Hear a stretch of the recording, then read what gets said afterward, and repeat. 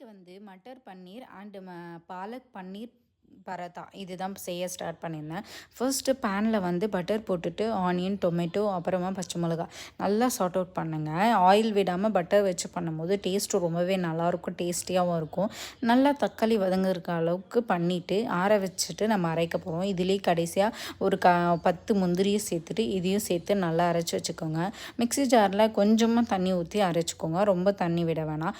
அதே பேன்லேயே பட்டர் போட்டுட்டு பிரியாணி மசாலாஸ் எல்லாத்தையும் போட்டுட்டு நம்ம அரைச்சி வச்சுருக்கிறதையும் போட்டுட்டு இதிலே கரம் மசாலா, வெறும் மிளகாத்தூள், உப்பு, பெருங்காயத்தூள் எல்லாத்தையும் போட்டு நல்லா ஒரு மிக்ஸ் கொடுத்துட்டு நான் க்ரீன் பீஸ் வந்து ஃப்ரெஷ்ஷாகவே எனக்கு கிடச்சிது, ஃப்ரோசன்லாம் இல்லாமல், அதையும் போட்டு நல்லா மிக்ஸ் பண்ணி விட்டேன். டக்குன்னு வெந்துடும், அதனால் பிரச்சனை கிடையாது.